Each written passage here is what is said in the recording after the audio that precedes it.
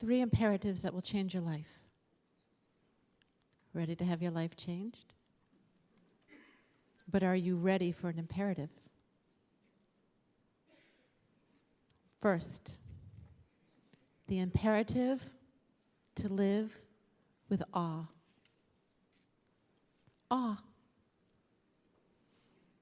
Can you say that you go through the average day and experience a moment in which you have an awe-inspiring thing happen to you? Can you say that periodically you just look up and see the way the sun hits a spider web, as I did early the morning yesterday, and just took a breath and say, that's how you say awe. Can you say that you make awe a habit, something that you're used to doing on a regular basis? Do you live your life with the imperative of awe? Be honest now. So let me tell you how it goes. Before the high holidays, Ezra and I tried to get away. We usually try to go out into nature someplace because nature, God's creation, is redemptive. To feel the grass beneath your feet, to feel the struggle of the climb of a mountain, to breathe air, to notice the sky and the sun, to be in the wild, to happen upon animals that you don't normally see, to be in God's creation is awe-inspiring. So sometime before the high holidays, I try to go out to look for my sermons, to look for some inspiration. I'm in search of awe. I have cultivated the habit of awe. Well, this year when we went to the Grand Tetons, I don't know, somehow it was different. There were signs everywhere that said, beware of bears. Now, maybe because of what I was coming through, I was a little on edge, dealing with the illness of my mother and all, et cetera, but honestly, everywhere there were signs, beware of bears. And they didn't stop there. Some of the signs said, please pack your food in metal containers, not in a backpack, because bears like to eat it. And some of the signs said, what to do if you come upon a bear. If it stalks you, do this. If it runs at you, do that, which, by the way, is lying down and playing dead. Use your bear everywhere about bears. Well, we're climbing and we're hiking and we're having a good time, and I have a notebook in Ezra's backpack, but my husband is severely non-compliant. He has a habit of non-compliance. So every now and then we're walking on these bear-filled trails, and he'll take out, pistachio nuts and throw the shells on. Ezra, not only is that littering, but it's inviting the bears. No, it's organic. And what are you talking about?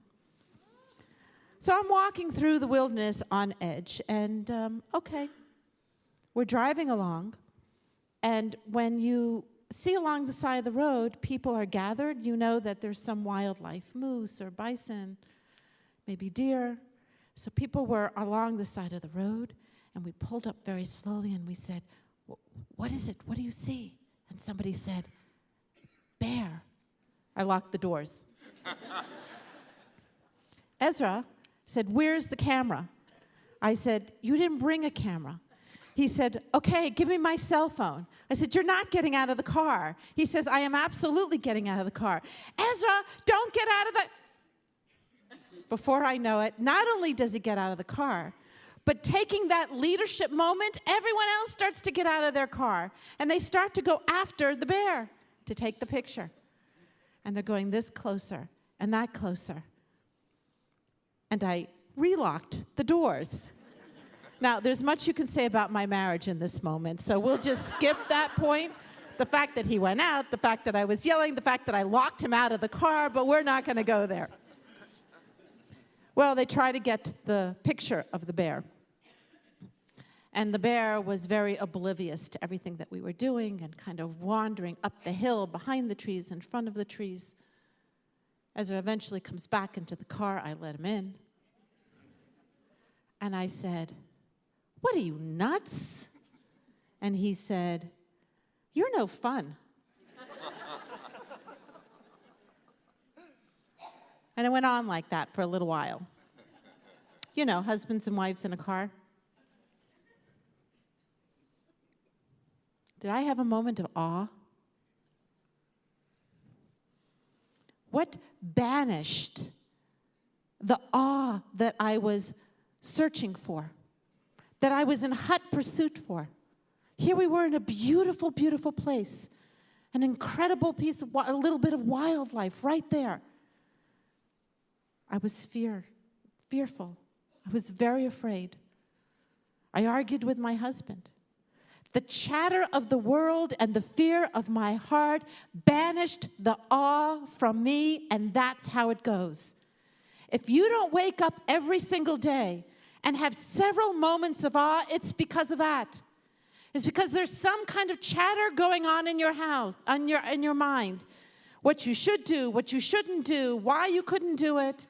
You're not noticing. We don't notice. We don't notice the light going through the stained glass window of this beautiful, beautiful sculpture here. We simply don't notice. And I am here to tell you today that if you cultivate the habit of the imperative of awe, your life will change. 2, the imperative of less self. Less self. We are so full of ourselves. We are overflowing with self. We are overflowing with our own insecurities. We are overflowing with our own fears. We are overflowing with our own sense of purpose and our own sense of pride. We are overflowing with chatter that is going on our heads. We are filled with self. And when you are filled with self, there is little room for compassion for the other. Our granddaughter in Israel started first grade. Cute, right? Lehi. And she's very, very nervous because on the kibbutz in which they live, from 3 to 6 years old, she's been in one place. Half of her life, she's been in one building.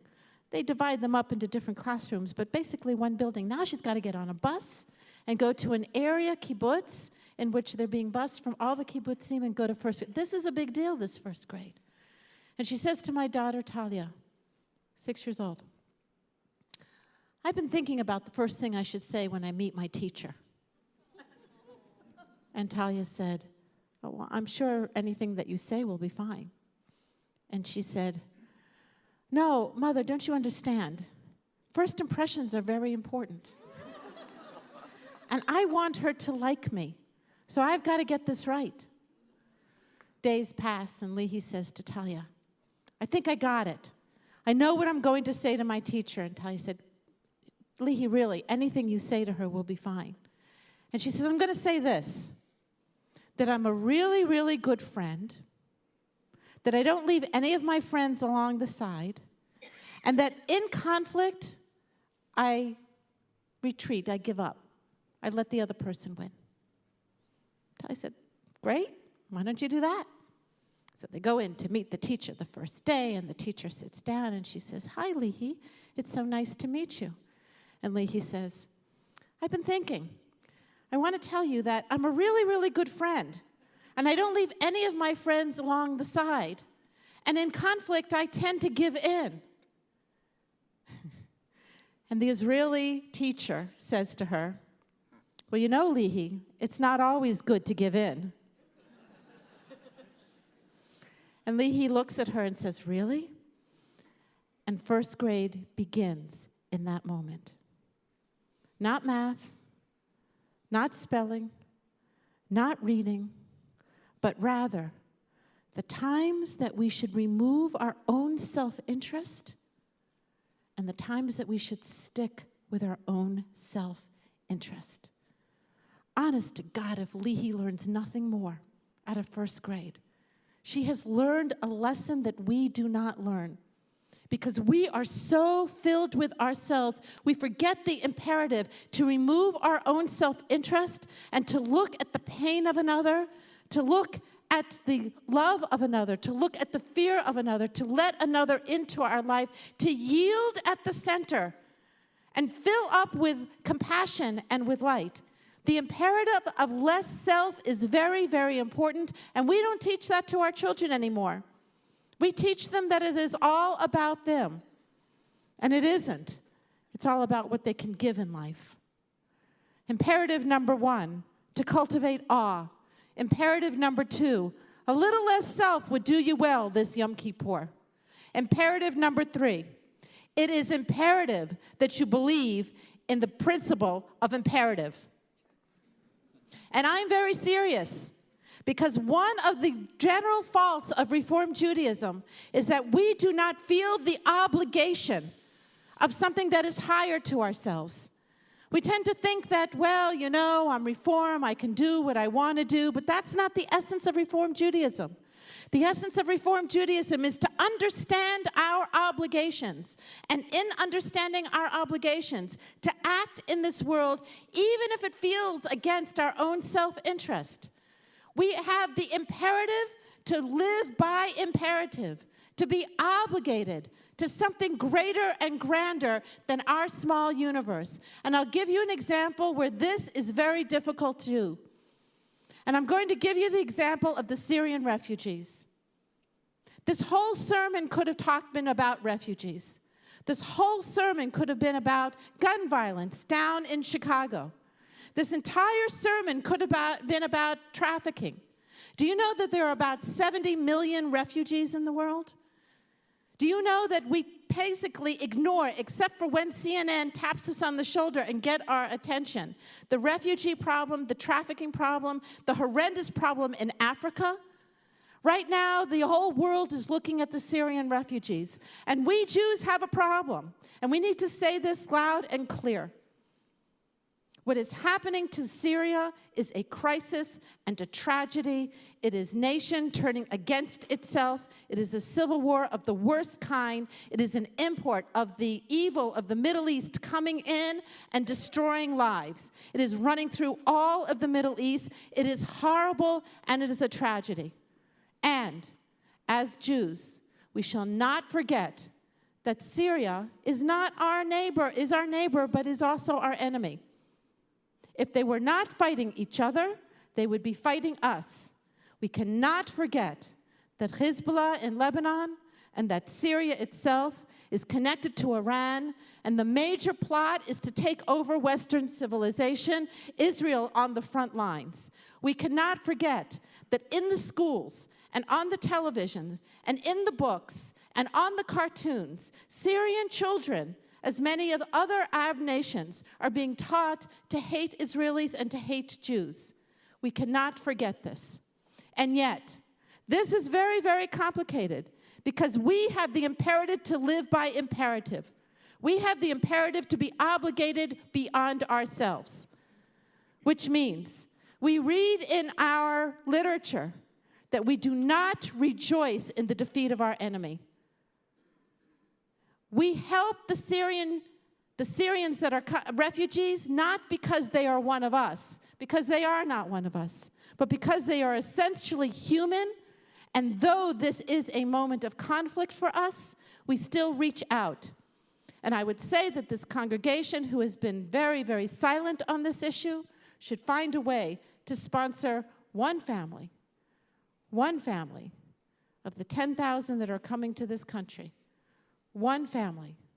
Let's sponsor one family and teach a child differently than he has been taught, to help their way, because this is an enormous crisis.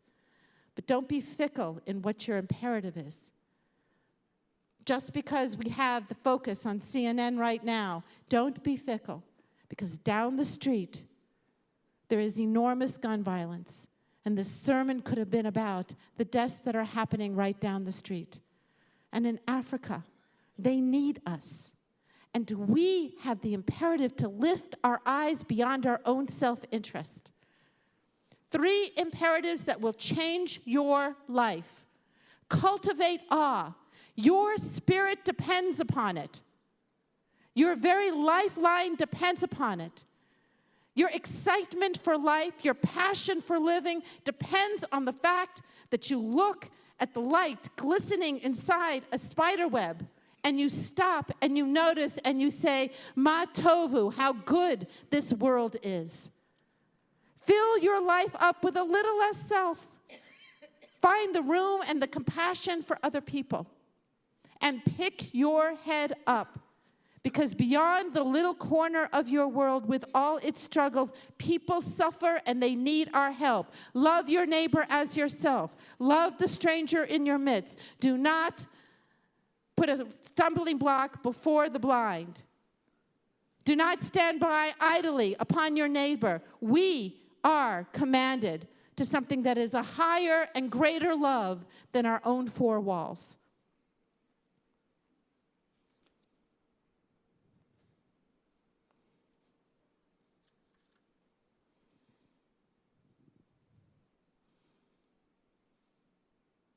The bear was kind of cute. But don't tell Ezra. And of course, Lehi is my grandchild. So what do you think? But what do you think? Do you give in or do you hold your ground? And of course, the human tragedy that is going over all around this world. 70 million people displaced, running from death and destruction, from fear, running in fear, demand our attention and our help. The imperative to cultivate quiet, compassion, and indignation will all lead you to a higher love.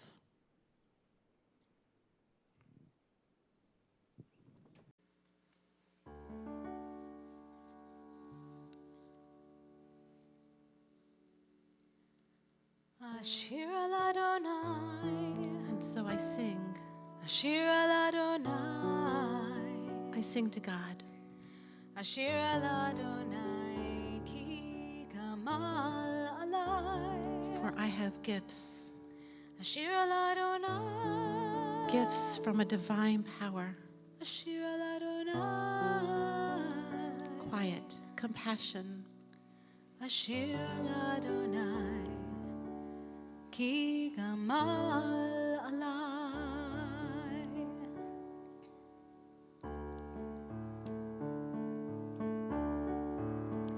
Vani bechazdecha batachti, yagel libi bishuatecha. I rejoice. Vani bechazdecha batachti, I rejoice in your love. yagel libi bishuatecha. Vani bechazdecha batachti, It is my yagel salvation. libi bishuatecha. Vani bechazdecha batachti, yagel libi bishuatecha. Ashir al Adonai, Ashir al Adonai, And so I sing. Ashir al Adonai, ki gamal alai. Ashir al Adonai, Ashir al Adonai, Ashir al Adonai, ki gamal alai.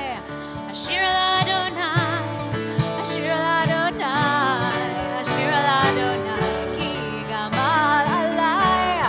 Ashir al Adonai, Ashir al Adonai, Ashir al Adonai, ki gamal alai. I have always trusted in your kindness and found great joy in your love. I have always trusted in your kindness and found great joy in your love. A higher love, a higher love. Thank you for bringing me a higher love, a higher love, a higher love. Thank you for bringing me a higher love. Ashir al Adonai, Ashir al Adonai, Ashir al Adonai, ki gamal alai. Ashir al Adonai. higher love. Thank you for bringing me a higher love.